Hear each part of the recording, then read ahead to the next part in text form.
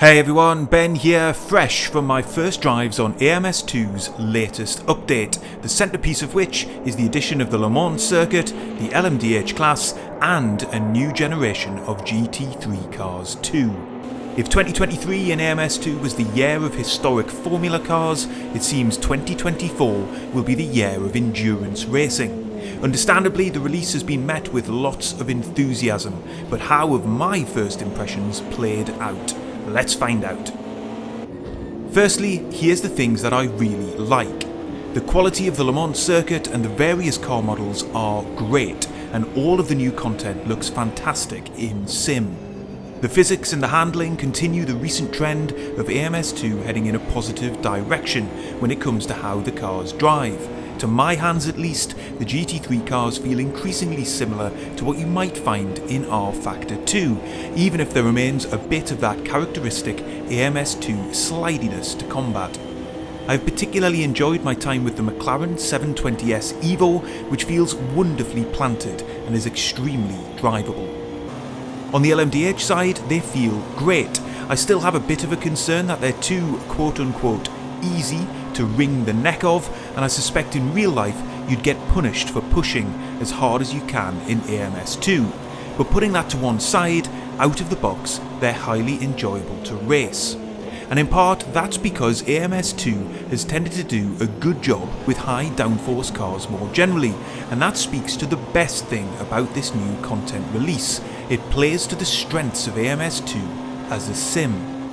Races don't come more iconic than the Le Mans 24 Hour, and AMS2's lush graphics, dynamic weather and day and night transitions mean that it now arguably provides the most immersive Le Mans experience in sim racing, especially given improved shaders and rain graphics are included in this update too. The title now comes with an endurance preset for LMDH and GT3 cars, providing realistic race settings at the click of a button. But in the end, you can customise this until your heart is content.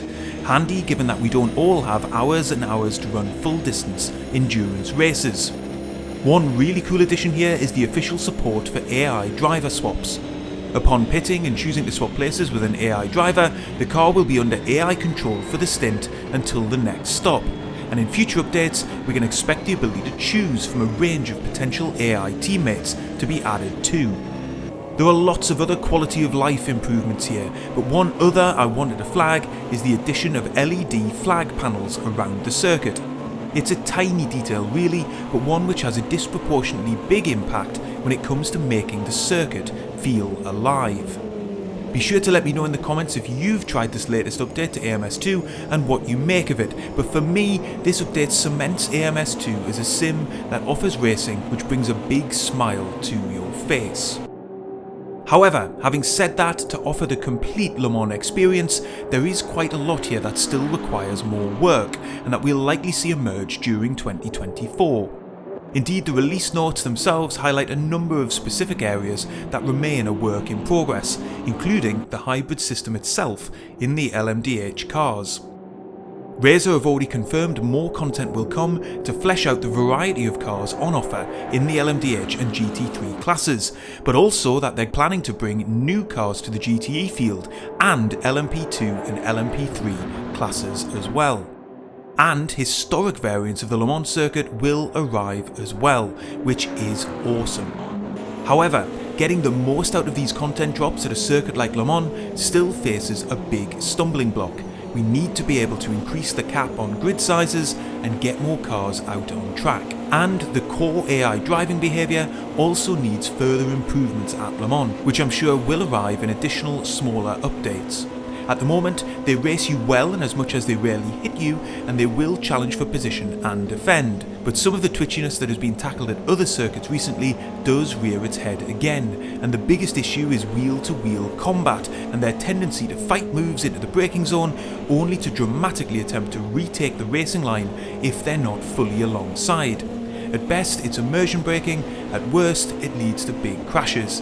It hasn't ruined my experience of the new update, but it does stand out.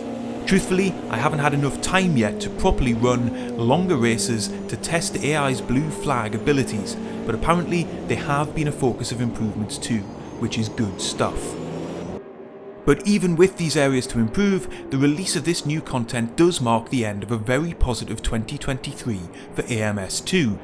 I reckon racing Le Mans in the new LMDH and GT3 cars will bring a smile to the face of even the most curmudgeonly sim racer. One additional element that was flagged in the release notes of this content drop was the prospects of a groundbreaking new career mode being introduced into AMS2, but unfortunately that's unlikely to see a public release before 2025. The good news is, you don't need to wait that long. If you're hungry for a more fleshed out single player career experience, then you should be trying out Racing Life, the add-on app for AMS2, and you can find out all about it in the video up on screen now.